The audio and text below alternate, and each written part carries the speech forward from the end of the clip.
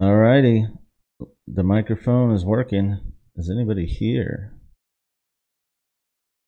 I don't even know. I gotta look how to manage this. Now this says my stream is bad. How is it bad? Oh, now it says okay.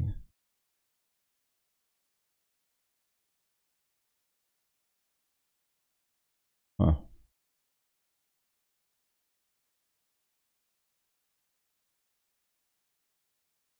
Oh, you can send broadcast alerts. How do I see who's viewing now?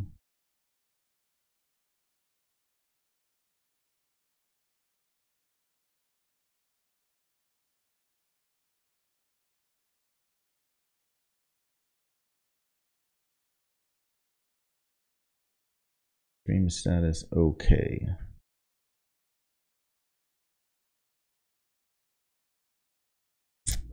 Alright, well I might as well go on camera here. We got cameras. There I am. Oh, there I am.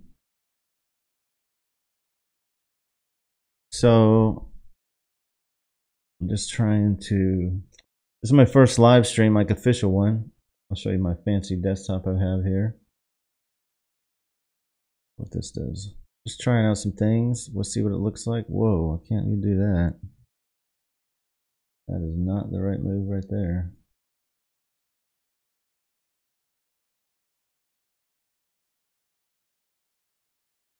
All right, Don is here. Hey, Don.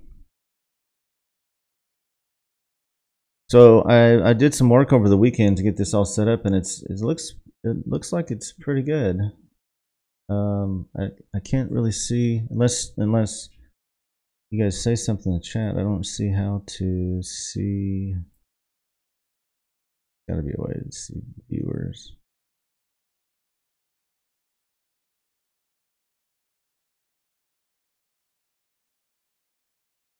Oh, I see myself now. That's cool.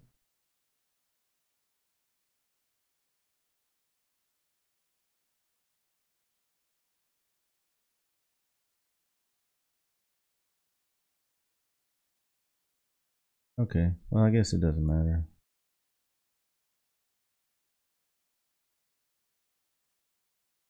At least Don's here. Anyway, you guys that aren't here, I'm going to be streaming live. This is I'll put my schedule. Oh, my schedule is on the screen. There we go. Schedule is on the screen. I'll figure this out eventually. I'm going to try to get a new, different little tool here at some point, I think. So this is going to be my schedule for now. I don't know. I might change it. Who knows? But I thought about it quite a bit, and I think this will work consistently. So I'll be here Monday through Friday at this time, 10 a.m. to 11 a.m. And each day has a different theme. Like today will be Money Monday. We'll focus on talking about markets and trading and anything financial, really, which merges into politics very quickly. So we will have global political discussions quite often. And then the early sessions, that's the early sessions. And then on the late sections are going to be from 3 p.m. This is all Pacific time, of course. 3 p.m. until whenever. I say whenever because some days I may only be able to work an hour. Other days I might work until midnight. Who knows? It just depends on what's going on. Everything's project-based. I've gave you guys the schedule of the projects that we're working on, and I'll lay out a timeline for you how that's working as we move along, because things shift. You have to move things around, but the tentative timeline and game plan is what I've laid out for you in the initial email, and it's also in the members area in the resources section, the schedule. So the idea here is that I've got projects that I'm building and things that I work on, my normal day-to-day stuff that I do. And I think I really want to see a change in the way that we look at education.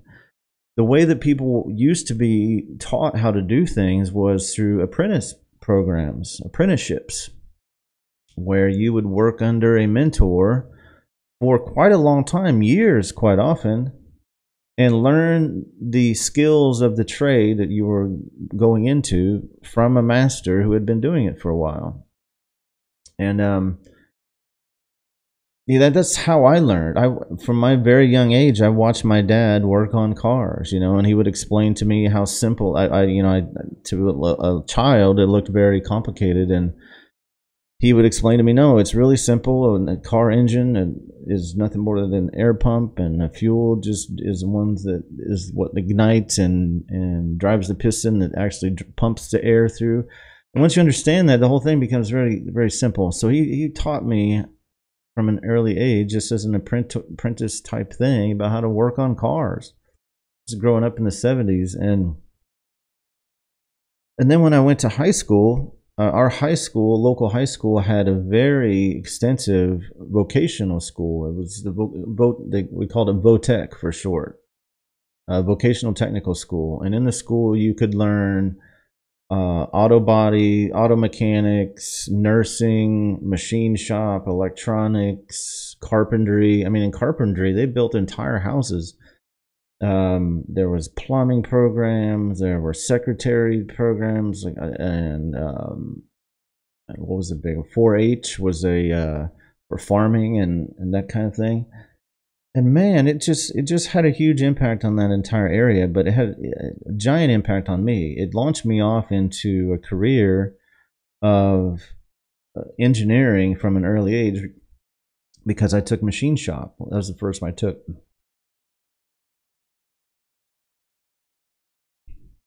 Excuse me, guys. So the machine shop class, I learned so much. I learned how to make things. You learned how things are actually made, metal things, that you don't really think about. We live in such a consumerist culture that we've lost touch with how things are even made. We just buy shit and it's made in China in some mystery factory, like who knows how, like it just comes out of some voodoo machine or something. But no, there are processes of these, and I learned that from an early age.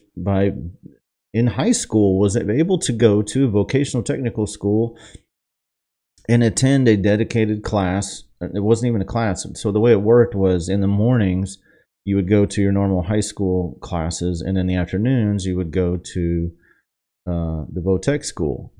And so I think it was the last 2 years of high school, maybe it's 3 years. I think it was 2 years of high school. You could do that. And so it was pretty extensive, and it had a whole syllabus and everything. And so through it, I was able to take machine shop, auto body, and electronics, and got to do a little bit with auto mechanics class, but mostly machine shop and electronics was the two that I focused on. And it just had a huge impact on me. I learned machine shop. I learned how to be a machinist. I learned how to make things in a machine shop. And I don't just mean welding. We're talking about precision machining of metal parts. To 10,000th of an inch precision consistently. So I learned from an early age how to make things, and that had a huge impact on me throughout my entire life, even up to today. And then I also had electronics class, and I learned, how electronics worked. And that was the early days before computers were really in every household. We had one in my house, but we didn't have the internet back then, and working on a computer was radically different than now. Obviously, I mostly played video games on it and did goofy visual things with it, but it just wasn't something you learned. So what we learned in electronics class was electronics. We learned how to build a radio. We learned how to build integrated circuits. We learned how to build, we actually made our own PCB boards, printed circuit boards. That's what PCB stands for.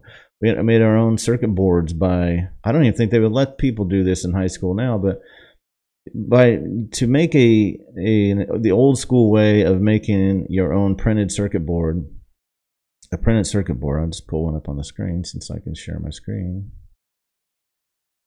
Printed circuit board.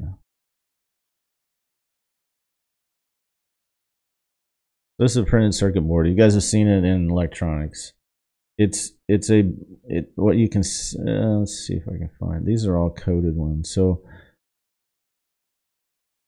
this is what like a raw printed circuit board looks like.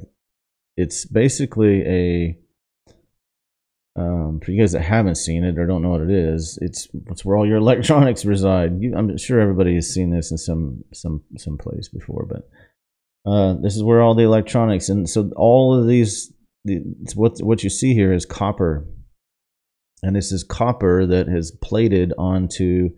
It's I think it's called a phenolic, but it's a non-electrical, non-conductive, plastic-like substance. It's hard plastic kind of, and then they plate it with copper. And then what you do to make all of these connections, so that you see all the holes, they drill holes in there so that the various electronics components can go through those holes.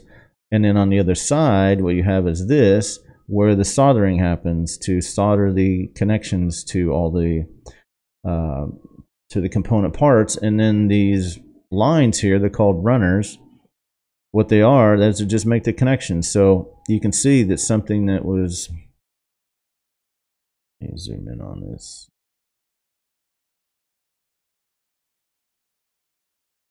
You can see a part that was put in, the pins would be coming out on this here. And you can see that runner goes over to here. And then looks like it connects to another circuit over here. So all that does is it's a more compact way of, so you don't have a bunch of wires running all over the place. So anyway, long story short, we in our electronics class in high school, we made our own printed circuit board. So we learned how to do electronic circuits, and you build them on a thing called a breadboard. I never understood why it's called a breadboard, because it doesn't look like bread. It has nothing to do with This is a breadboard. So it doesn't look like a cutting board. I don't understand why it's ever called a breadboard, but it is. But a breadboard, let's see. Is this a high resolution? No.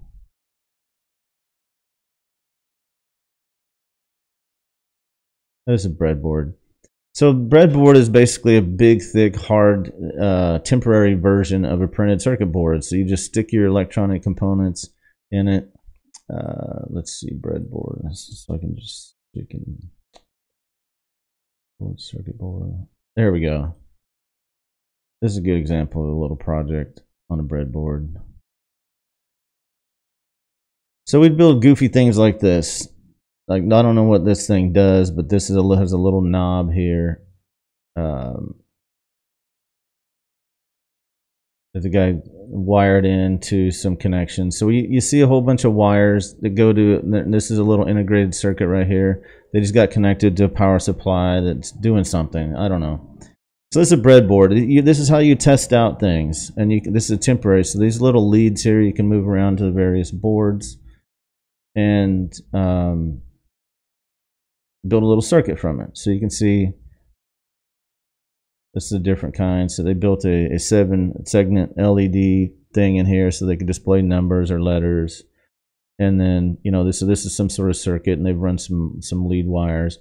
So what we do in electronics class, or in electronics in general, when you're building circuits, actually part of the live stream that we're doing here, I'm going to be building some stuff. Actually, I'll show you.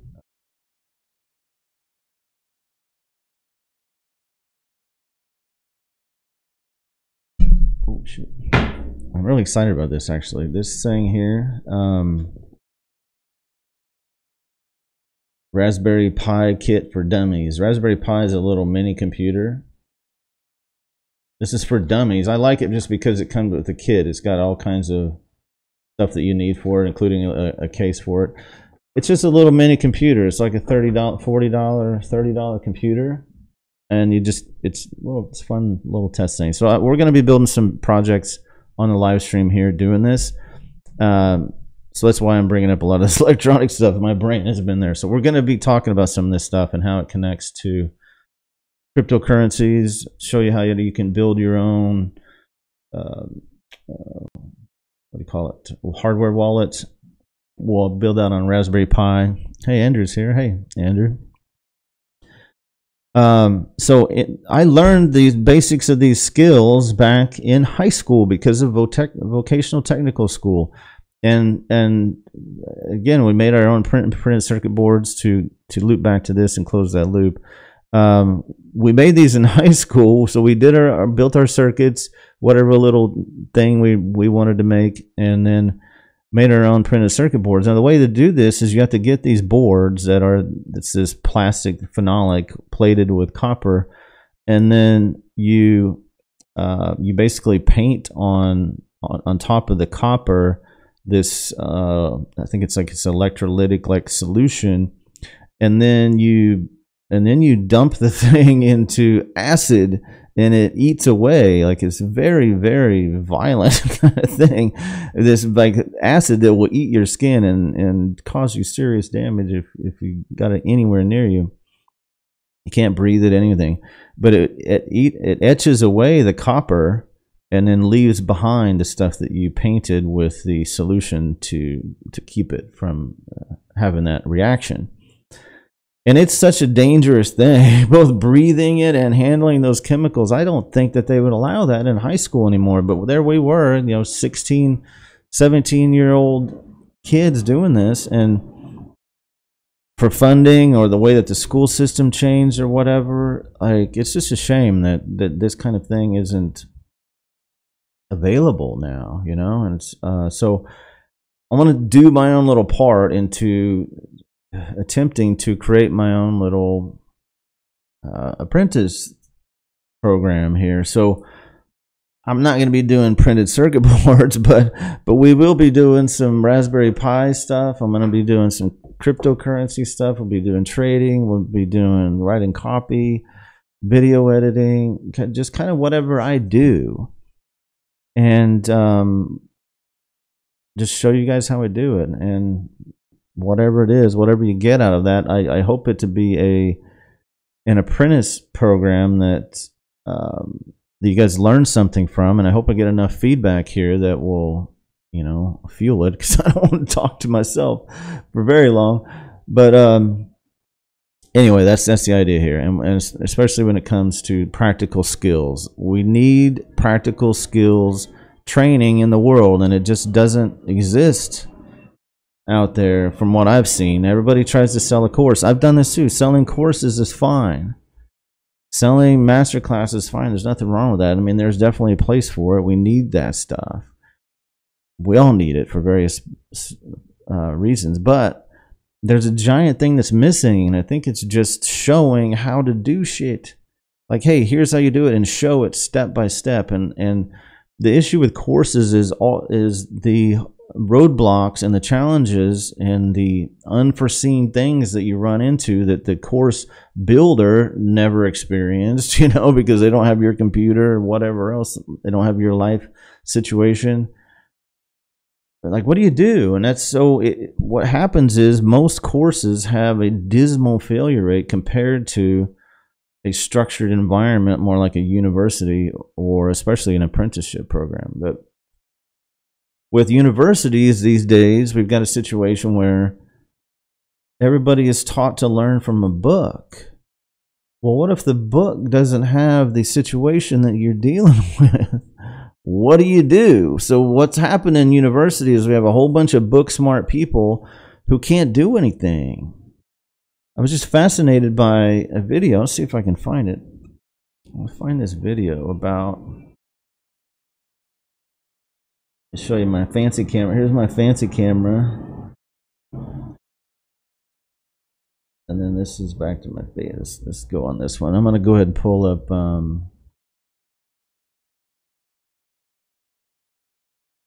let's see if I can find this video. It's fascinating. I hope I can find it.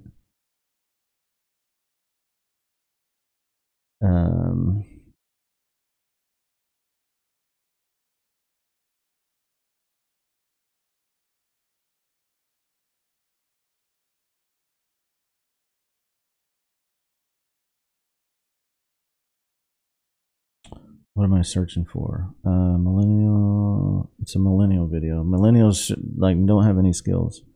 Oh, here it is.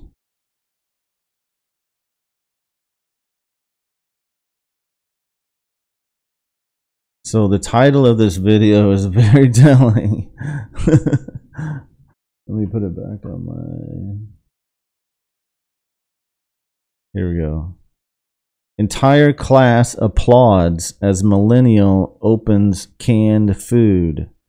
Because they don't know how to use a fucking can opener.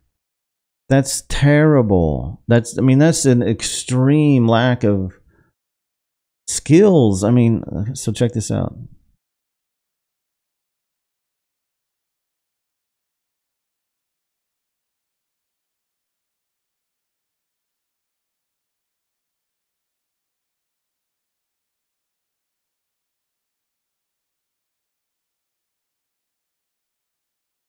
Look how fascinated they are. They're dumbfounded. One girl's videotaping. Well, several of them, they're got their phones out.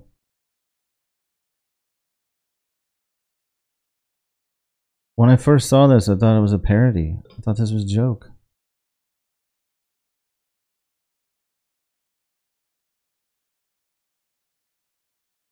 And look how long it's taken her to figure it out.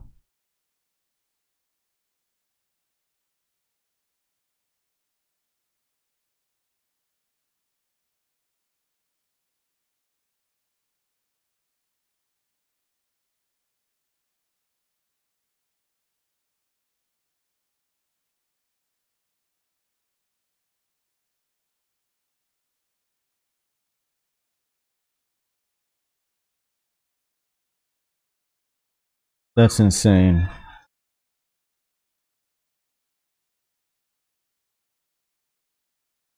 That's the definition of insanity. Oh, I think it's one of the definitions of insanity. Oh man, it's crazy. So anyway, we've got a big problem where people don't know how to exist outside of what a cell phone tells them to do or an app tells them to do. You know, nobody knows how to build things anymore. It's bad. And so I just see a need for some sort of apprenticeship program. So this is my attempt. I don't know, it may not work, who fucking knows, but I'm gonna try it. I'm gonna give it a good try, and the best way that I can think of, and I don't want to try to build a structured apprenticeship program. It's too much work. I've done enough courses. I do courses all the time. That's the structured stuff that I'll do. But what I'm just gonna do is work, and I'm just gonna do what I do to make money and how I build things, and I'm just gonna build it right in front of you, and you guys can see me build it. You know, I have to keep some sensitive stuff obviously off to other monitors. I have 3 monitors, thank God. I'm grateful to have multiple monitors so that I can move stuff off screen here. But you guys are just going to see probably 90% plus of everything I do, whether it's writing copy, building funnels, video editing, or coding. We're going to do coding, building apps.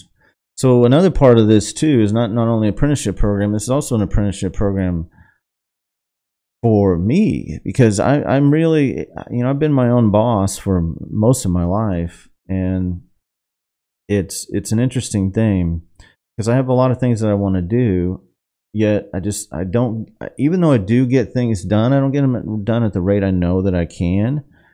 So I don't have a boss.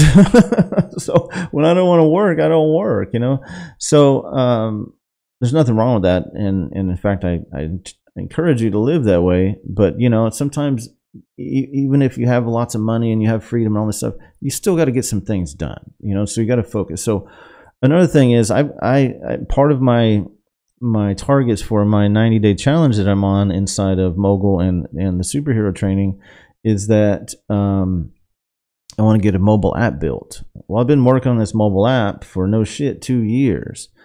And I have a lot of pieces of it built. I have probably a full working app with a whole bunch of pieces, all proof of concept stuff spread all over the place.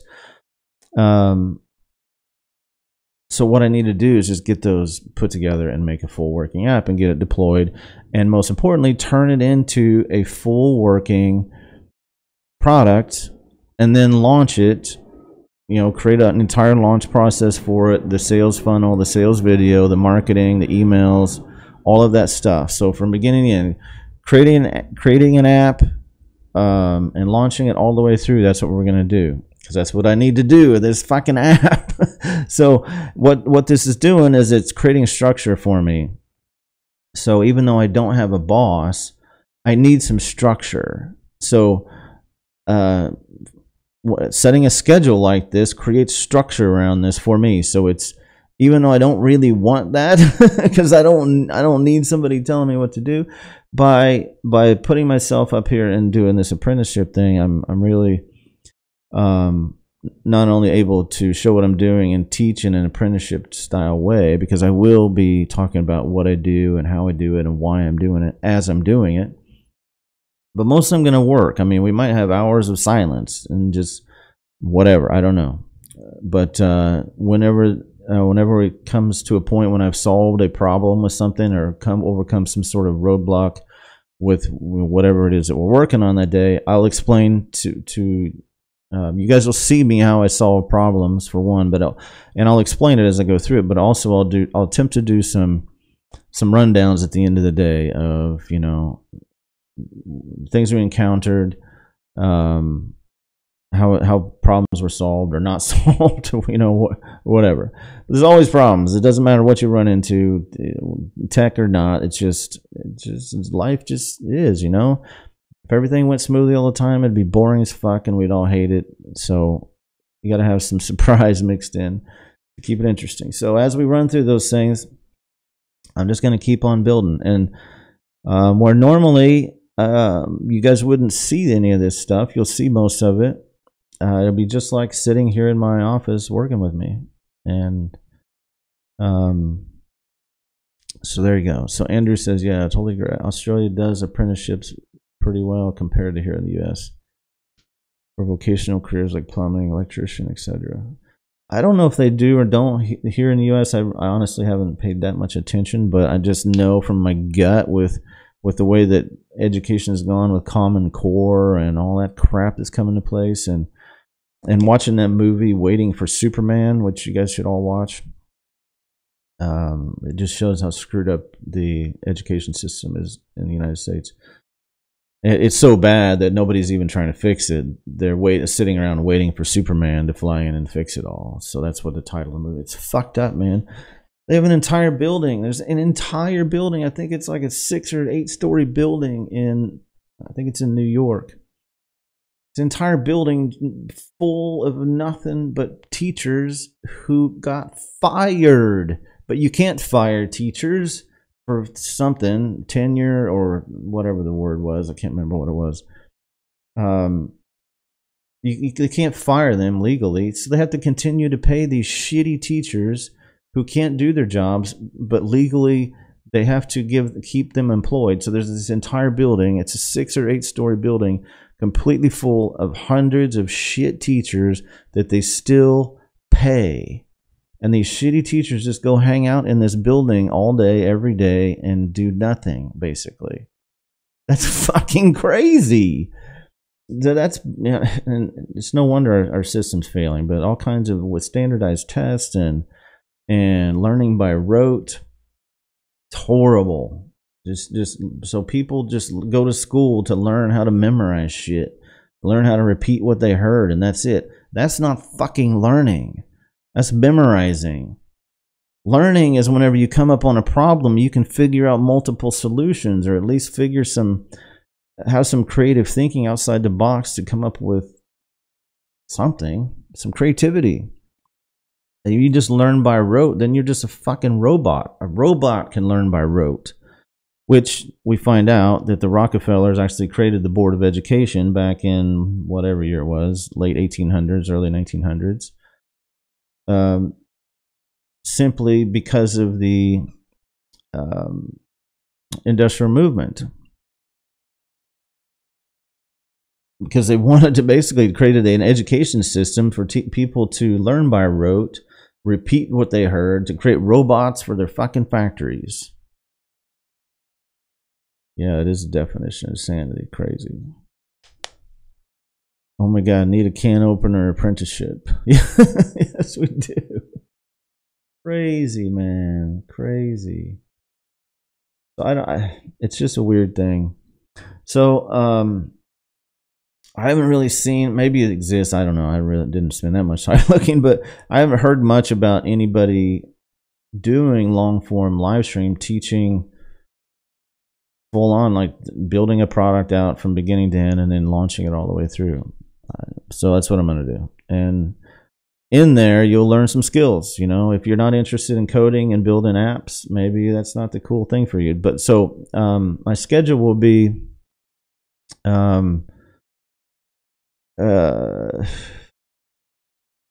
we're not going to work on coding every day. I guess that's the point I'm trying to make here. So I have a lot of projects I have to get done. So I have to vary my schedule anyway. And I am a type of person that I can't work on the same thing for many days in a row. I just start losing my mind. It starts feeling like a job to me. So so it kind of works out well anyway. I have a lot of projects that are not coding related. So coding is only going to be a few days a week. So you don't have to come watch me code every day. So like today, for example, my live stream this afternoon, I'm going to be doing some video editing. So, but each day will be different. I don't know what it'll be. It just depends on what the project's going on. But right now I'm building out some funnels and some marketing materials, writing some copy for Mogul. So that's what I'll be working on. You guys will be able to see that in that session. So today is supposed to be Money Monday. I don't even have a slide for that yet. I'm a little bit embarrassed about that. But whatever. I have one. I have this ready. It's Money Monday. So we'll talk about markets. Why don't we just go ahead and get into it and look at where Tesla is. Tesla's at 225 today, which makes no sense whatsoever. And this is one that makes zero sense to me, that Bitcoin is at 9,200. Like, that makes no sense. It wouldn't make sense that Bitcoin was at 200. That's how out of whack it is. You guys that don't know my stance on Bitcoin, we'll be covering it over lots of weeks, but the best place for that is to get into I have a video on YouTube that I can share with you, but also inside of my Internet 3.0 training, we'll go into everything about Bitcoin. And so anyway, BSV has had a nice boost as well, at least. That's the only crypto that I own now, and probably the only one I will ever own, hopefully. Because the rest of them are garbage, complete circus act. But I have BSV, and BSV is doing very well. BCH is Bitcoin Cash, which is still more than BSV, which blows my mind, because this is a coin that's just for anarchists and anti-government people who, I used to be one of those, don't get me wrong, but it's just not going to work. So and they're trying to create a coin here that's they want to be anonymous, but it's a public fucking ledger. So I don't know how you're anonymous with a public ledger. Anyway, I watched the price of it. I don't hold any of it. I don't recommend anybody trade this at all. I don't recommend you trade any of these cryptos, because they could all go to zero overnight. I mean, it could go so fast. But if you're careful, you could trade derivatives. Like, you could trade. We might actually do that through the trading portion of this. So that's the other part of this we'll be talking about, is trading. Both Forex trading and in options trading mostly. But I can show you guys how to trade the Bitcoin futures, which Bitcoin futures are a lot safer to trade than any of these stupid things that are on any of these crypto exchanges. But still pay attention to them to know what's going on in the marketplace. Tesla's another one. I have videos, done extensive videos on Tesla. I won't do it here. I'll point you guys to those. If you guys interested, let me know, and I'll add them somewhere. They're in the Road to Freedom show, which we need to get migrated over to the Mogul Apprentice, or at least the Mogul stuff anyway. But talked a lot about Tesla in the past. It's just one of these things. Eventually, this thing will come down. It's come down a lot. I mean, if you zoom back over, go back out to a daily chart for sure. You don't even got to go to a daily, 4-hour chart. I mean, look at the fall has been crazy from nearly 400 all the way down to 180 just last week. And that's good, but it's still too high. It still has a crazy high valuation. I think the valuation is still over 40 billion. I mean, it has more valuation than Ford, for God's sake. It makes no fucking sense whatsoever. And not to mention all the fraud and stuff, but eventually this thing will be discovered and it'll go to zero. So don't buy this stock, don't buy their cars. But I'll be talking about this as a short play. Only playing with the option side. I don't really mess with the stock. It's too expensive to deal with. You can do the same plays in let's see, 15-minute chart. You can do the same plays in options and have even exponential returns. So that's part of the Yin Yang Financial System that we'll be talking about throughout this as well. So any thoughts on KBC as hedge protection? Yeah, do it, I guess. I don't know. I don't know enough about it. I mean, I know what you've told me, and I know what's on those videos. But who knows? Fucking who knows? All this shit could go to zero overnight. There's just nothing backing it. I mean, yeah, well, with the KBC coin, I guess you got gold backing, which, you know, that's as good as whoever's on the other end of that, which, you know, who knows?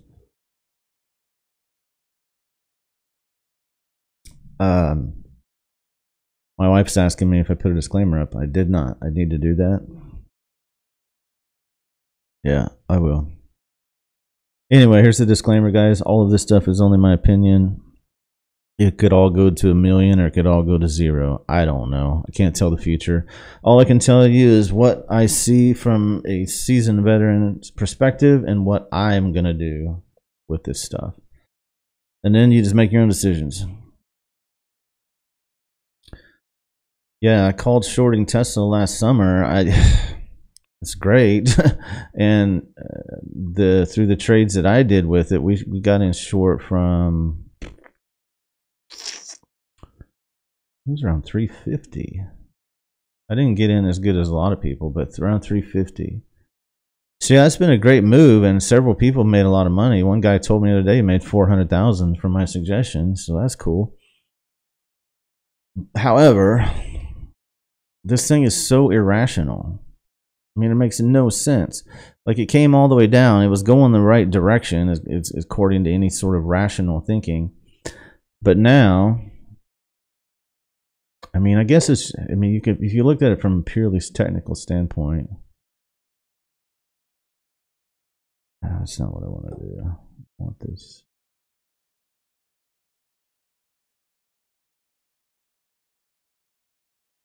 Need a fib channel. There's an order thing, right?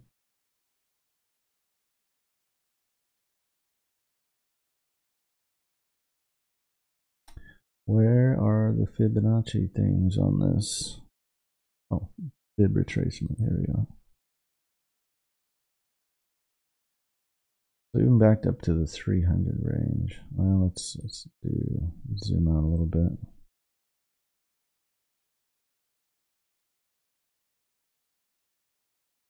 So it's just had, so it's been like a 1, 2, 3, 4 down moves. So that's in any sort of technical, just strictly pure technical, just looking at a chart, nothing else. If I didn't know anything about the company, this is what I would read. I would see that this is probably a pretty exhausted down move. If you look at just straight trend lines, well, let's just draw some trend lines.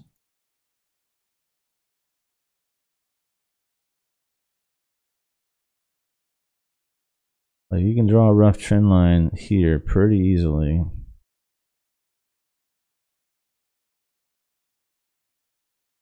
And then let's clone that beast. Move that up to here. So this probably fits pretty well in here. Capture all this. So you just on a pure technical standpoint, this is a 1 hour chart. It's an odd time frame, but whatever. You can see that this has held a pretty good channel. And then you can see how many times it reacted off the middle, which I teach a lot. When you run a channel, also look at the 50%. So you can see what, look, it came off this channel. Now this is forming the channel, obviously.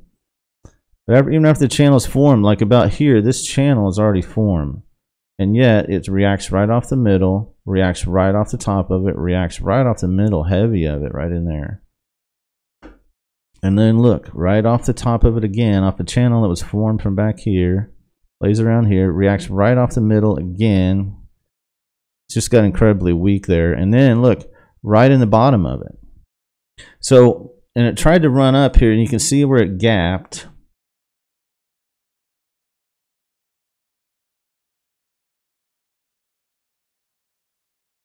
See this is a gap right here? This is when Elon Musk started lying in the media, started lying about their production. All these gaps coming from his fucking lies all the time. But this gap, and then it gapped again. You can see those gaps.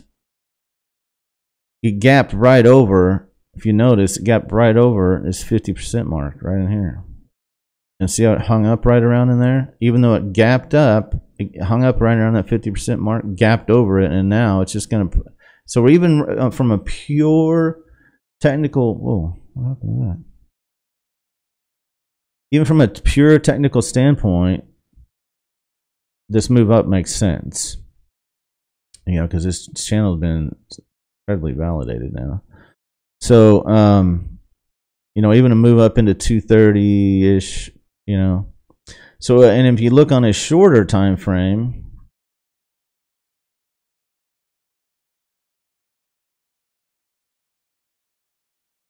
even back up into here to 300, what I started doing a second ago, if you run some fib retracements from that high to this low down here,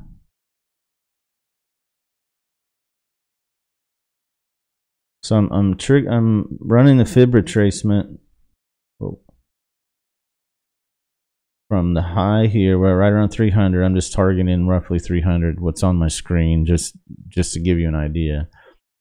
I'm just trying to teach you some stuff here. I don't really take much from this, but there is some technical analysis you can learn here, because fib retracements and trading channels, like I just showed you, are really the only technical analysis you need to know, quite honestly. The rest of it is fucking bullshit.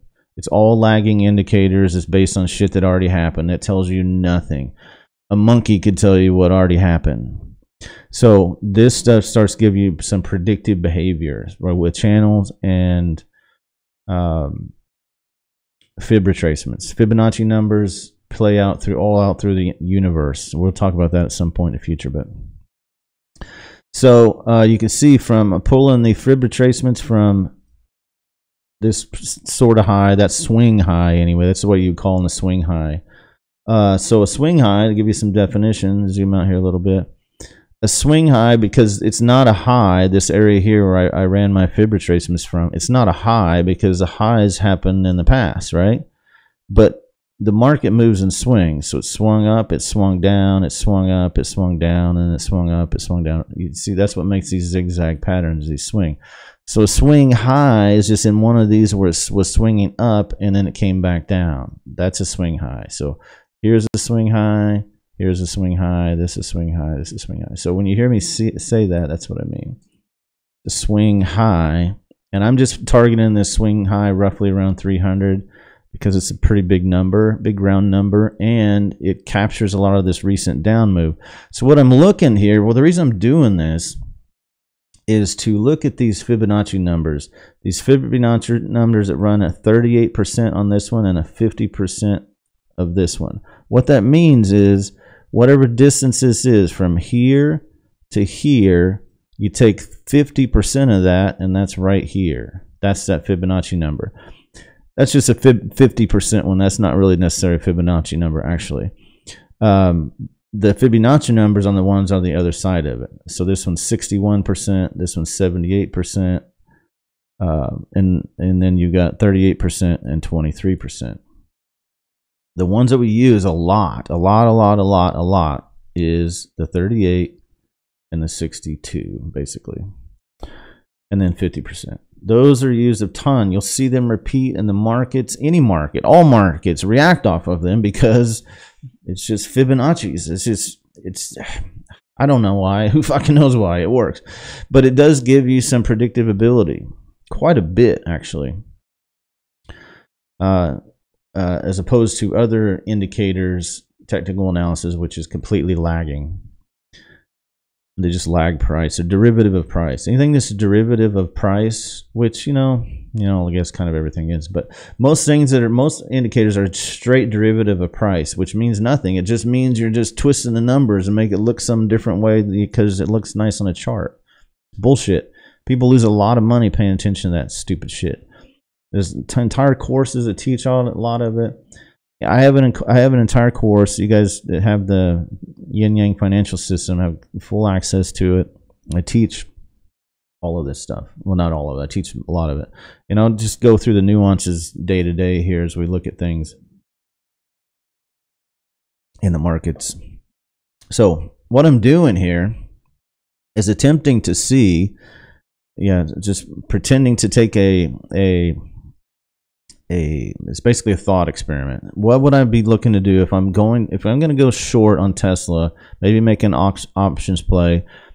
Where do I need to do it from? It's a horrible sentence, but what it means is that where is my entry is what I'm looking for. So you don't just go place a trade like, oh, Matt said Tesla's going to go down, so I'm just going to go short Tesla now. No, dude, don't do that. It's all about timing. The market's all about timing. You can be completely right and lose your ass in the market. It happens every day. It's a weird thing because it's all about timing, because of the way the market swings and things go irrational. An old saying in trading is that the market can stay irrational way longer than you can stay solvent. So stuff that doesn't make sense for a long time, then all of a sudden it'll snap back to reality. I think we're going to see some of that later this year when the market starts correcting from this last decade of bullshit run-up, funded by and fueled by the Federal Reserve buying a whole bunch of fucking bullshit debt. Anyway, so what I'm doing here whenever I am... Whoa, I don't want that. Close that. How do I close that? Okay. What I'm doing here is looking for an entry. Where would I be looking to enter? So from a pure technical standpoint on Tesla, even though I believe it's going to zero, nothing goes in a straight line. It's going to go zigzag down there until regulators step in and something crazy happens, but that won't happen. They won't do that until kind of the market figures it out on its own, which sucks because it means a lot of people are going to get hurt. A lot of people are going to lose money in the meantime, but it's how it happens. All you got to do is go look at the history of Enron, history of WorldCom, the history of Tyco.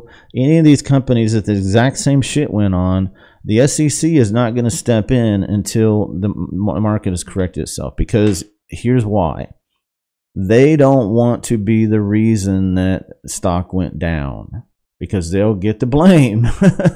And it's already happened last year when the SEC started clamping down with Elon Musk. The market went down, and then all the financial press started blaming the SEC. It's not their fucking fault. They're trying to enforce stuff.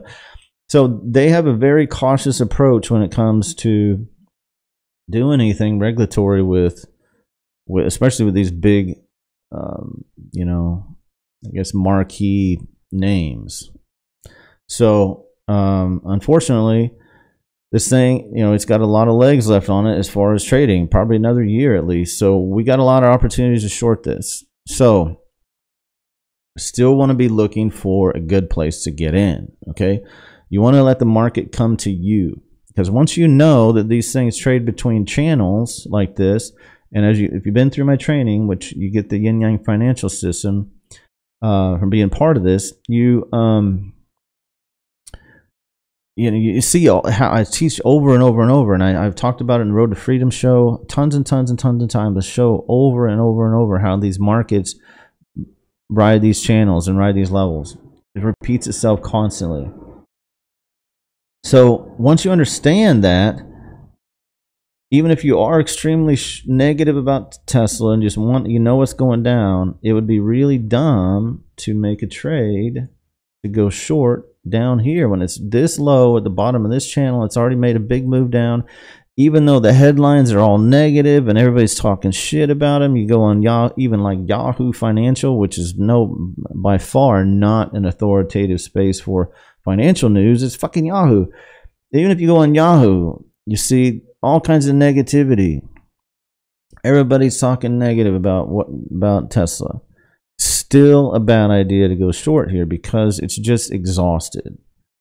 So what you have is a situation, something's called a short squeeze, where a whole lot of people see all this negativity and it's going down and down and down, starts making headlines. It's at a 3-year low.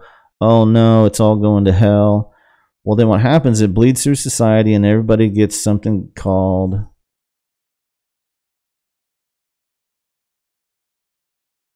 FOMO.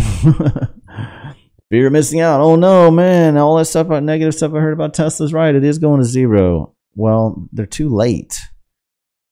Even the guys that are short and super negative like me, and down here I'm like, man, I wouldn't be shorting this right here. And look, sure enough, run right up into your face. So then you can lose money and be right.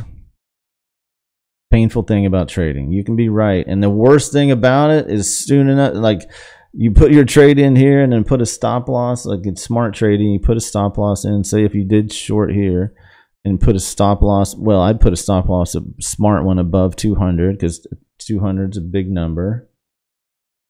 It's a big round number for trading, I'd be safe with it. I'd feel really comfortable with stop loss right there, Still ran right past that and ripped your face off, and then, run up. So, and then the next thing that'll happen, it'll bounce off this channel, come back and blow through the low where you originally got in, and you would be profitable, except you got stopped out up here. That's trading, and you're completely right. That happens all the time, man. It just happens. That's trading. That's why trading is so damn frustrating. But in hindsight, I can point all these things out and show you, like, well, this is here, and this is here, and this is here. So hopefully, as you watch me do this day after day after day, and this is a great thing about apprenticeship, is that you can see me make mistakes, recover from these mistakes, and show that it actually does work. Because if you see me day in, day out, saying the same things over and over and over, repeatedly, and I will lose. I lose money on trades all the time as part of it. It's just, you have to lose. If you won all the time, it'd be really scary. Like, that'd be really scary. So as you see me going through that, you understand there's something to this, and you can start to change your own behaviors.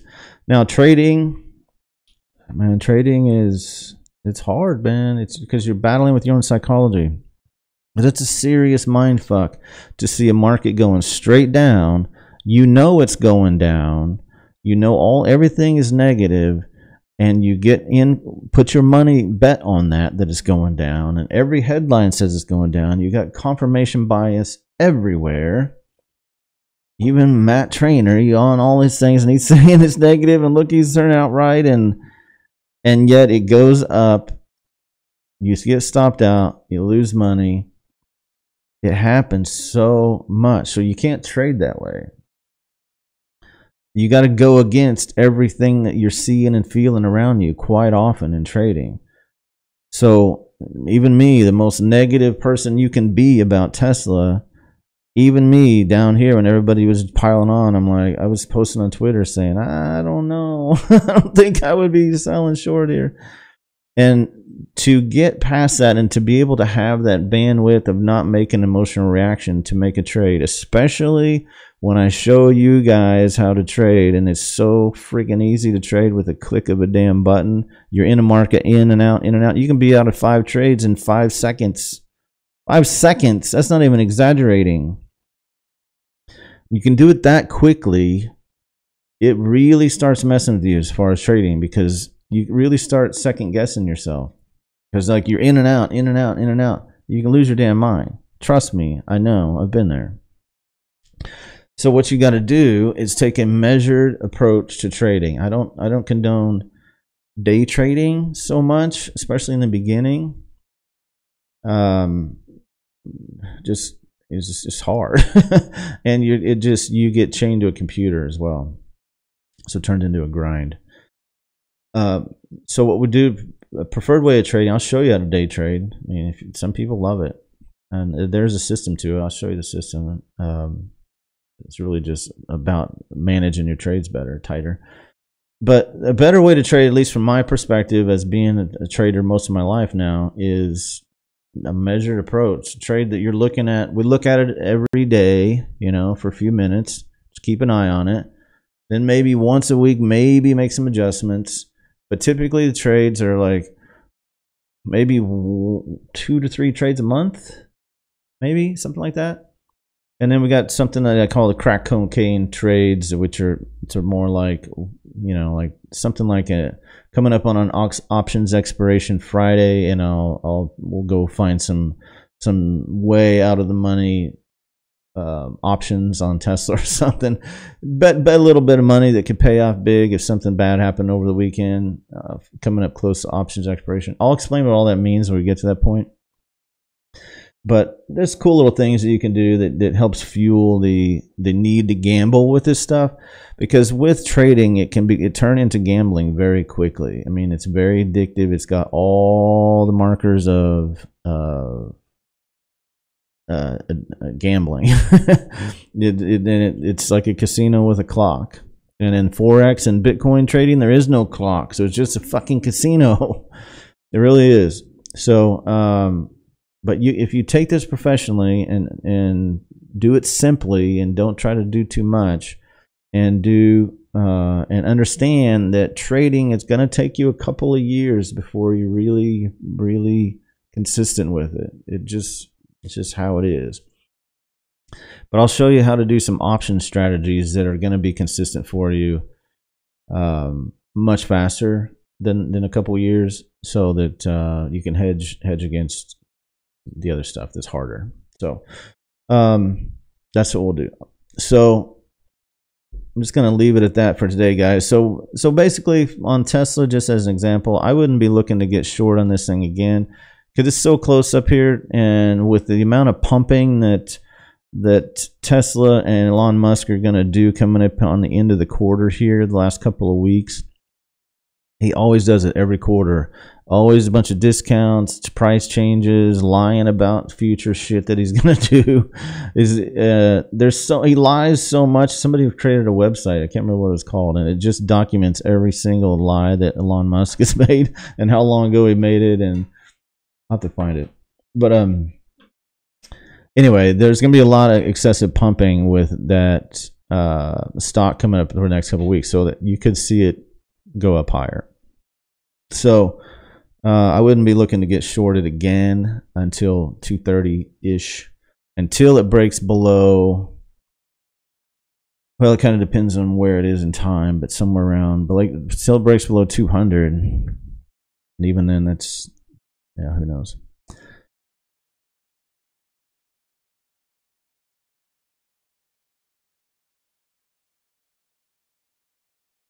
Bit my ass in 2016, 17 with it, especially when you start learning. A little knowledge can become dangerous. Yeah, and that's a problem. And I see so many people on doing these streams that teach trading, and they're young guys that just they bought some crypto and it went straight up, so now they're a fucking trader. Like, come on, man. Well, the markets will teach them. You know, there's no even any karma related to it. The markets will fucking teach you. But I'll show you guys how to avoid the stuff. You know, I mean, you're still gonna mess up. It's part of it, man. It's deep psychology stuff when it comes to trading. So we'll be talking a lot about that. So this is what Money Monday will be about. That's what the Mondays are about. And then we'll be talking trading here and there throughout the week, every day, pretty much. At least a little bit here and there. But mostly Money Monday, what that's about. So that's it for today, guys, on this session. So I'll see you this afternoon. We're going to be doing some, I think, some copywriting and video editing. So that's it. Appreciate you guys. And I'll be signing off now. Stop streaming.